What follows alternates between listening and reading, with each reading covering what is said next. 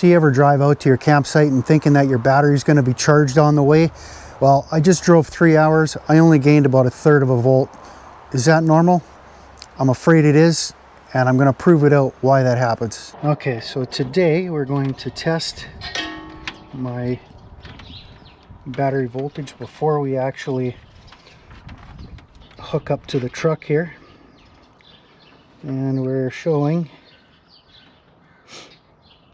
12.56 volts. Let's see how much voltage we have after we drive for 2 hours. So our journey here has been 2 hours and 43 minutes. Let's see how well the battery's topped up. I'm going to disconnect that, and I'm going to let the battery's surface charge just kind of die down here for about 15 minutes, and then we're going to check it again. Okay, so let's see what we got here. We've been driving for 2 hours 45 minutes about, and we've got 12.99 volts, so we're under 13 volts. So I thought that driving for 3 hours, you would think that your batteries would be charged up by the time that you got to your destination, right? So that doesn't happen, and I'm going to explain exactly why that is. By the end of this video, I hope to have earned your subscription. So when we think about our travel trailer hookup, you know, we've got the 7-pin connector here, right? And the thing is, that wire looks big, but there's actually 7 wires in this little thing, and those wires are pretty small, and that's impacting how much we're charging our trailer when we're driving. So let me show you how. So a lot of people think, you know, when you're plugging in your wiring for your trailer from your truck, that is to recharge the batteries, and that's not entirely true. It can actually charge your battery, but it's mostly just to maintain where your battery's at. It's not going to lose charge while you're driving to your destination. So let's go in the backyard here and do a quick demonstration of why the wire size matters. Visuals are a big thing on my channel. I like to be able to visualize exactly what's going on, and with electricity it's not always that easy, right? So we can actually mimic that with using water here, and that's what we're going to do today. We're going to put this in a way that nobody gets left behind, and everybody understands this and will remember it forever. So this is going to be the truck battery and the charge system from the truck. That's what this is going to represent. These lines here, this one here is a little bit bigger than this one. So this is going to be our 12 gauge wire that we would use for our plug-in connector, our 7-way connector from our truck to our trailer. That's what that represents. This line here, it may be a bigger line. It might represent something that you would have for DC to DC charging. It could be your solar panels. It could also be the line that you use for when you plug in your RV. The converter actually charges your batteries.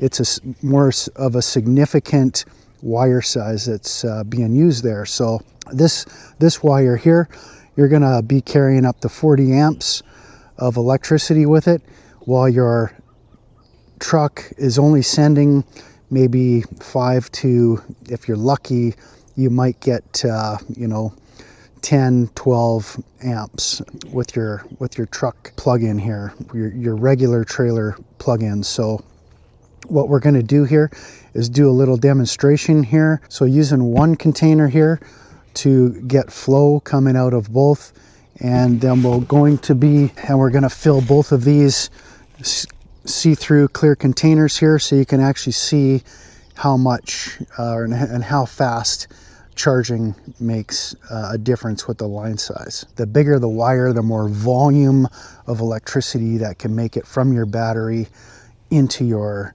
batteries in the travel trailer. The bigger the wire you have, the more you can charge up. So you'll find that a lot of times that, you know, you're out there, you're traveling for a couple hours, maybe you've been boondocking at a campsite and your batteries are a little bit low.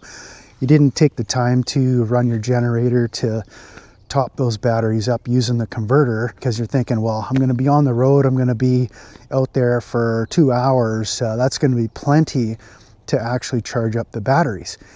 And that's what feels like until it's not, right? And you get there and you trailer from the truck and you're looking at your battery voltage once it's had time to kind of settle, and you'll see that it's, you know, it's still only at 12.8, it's at 13, something like that, and it's disheartening, right? Because it's like you start wondering if your system is even working, or if your truck's even charging the batteries at all. And it is actually charging, but it's just charging it really slow. It's more of like a little trickle charger than it is an actual charger. Okay, so we'll get flow going for both of our lines here. And which one is going to fill quicker? So we've got our smaller line and our bigger wire. This is our voltage of what's charging from the truck, and you can see that the bigger wire fills our battery faster, where the other one here is still taking quite a bit of time.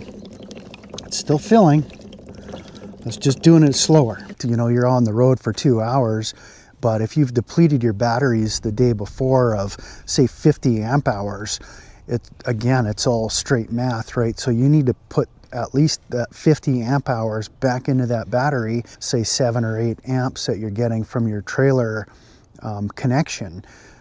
That drive might need to be like 10-12 hours before you're actually topped up on the batteries. So I hope that explains charging rates and what's actually happening there. It's not that you're not charging the battery, it's just that you're not charging it very fast. So I'm going to give you some practical advice on how to actually make sure your batteries get to the campground fully charged up. So number one, before you leave, make sure you start with a fully charged battery. If you've got the opportunity to charge at the campsite you're at, or you're leaving from home, make sure you got your batteries plugged in overnight so that they're starting full for the trip, and your truck will actually just maintain your battery level the entire trip, so you start out on a good note. So that's number one. Number two, you know I'm a fan of solar. If you watch some of my other videos, you know you can actually do solar for quite cheap. $600 or less. Just for comparison here, if my 400 watt system would have about 70% capacity, over that drive time that we just did, I would actually be able to put 50 to 60 amp hours of charge back into my battery just from the panels on the drive over, if it was fairly sunny out, plus what the truck is going to maintain. So that's option number two. Option number three, if you're leaving your campsite or whatever, maybe you're leaving, you can take advantage of the generator hours, right? So fire up your generator and get that battery charging before you're taking off to your next destination. It's always good to just, you know, have as much of a full charge before you leave if you can, and not rely on your vehicle to do the charging for you on the way. If I wanted my batteries to be charged up, I'd literally have to be driving for like 12 hours to charge them up, and they weren't even that flat. Option number four I got for you, if you really need to get your vehicle to charge those batteries through shorter distance, you need to look at something like getting a DC to DC charger. I'm not going to get into it how that works on this video, but that's an option to you, so your vehicle's alternator can work directly with your trailer batteries and provide an ample charge. And the advantage of that particular system as well, you don't actually have to run a generator at any time. You could just plug your vehicle in, run your vehicle motor, so you're not dealing with loud generators and all that stuff, but it'll charge your batteries at just as good of a rate as your generator. So the takeaways from this particular video is driving just doesn't recharge your battery. It maintains it, number one. So if you're like me, you know, I've driven long distances and thought for sure that my battery was going to be charged up, and it wasn't. So it's just a matter of learning what the capabilities are of your charge system from your vehicle and understanding what its limitations are. That's really the biggest takeaway that I'm hoping to give you here in this video. So it doesn't mean that the system's not working or not charging. It just means that we need to kind of have realistic expectations of its design, that's all. So anyways, I hope that you've gotten some value out of this video, And like I mentioned at the beginning of the video, I hope that I earned your subscription on this one. If you did, click that subscription button. We have lots of little things that we do here on this channel, and we make it in a way that everybody can understand. And I hope that I can bring that value to you as time goes on. So as we run into little problems out here in the RV world and all that, let's explain them and figure it out together. And hey, we'll see you at the next Fix It.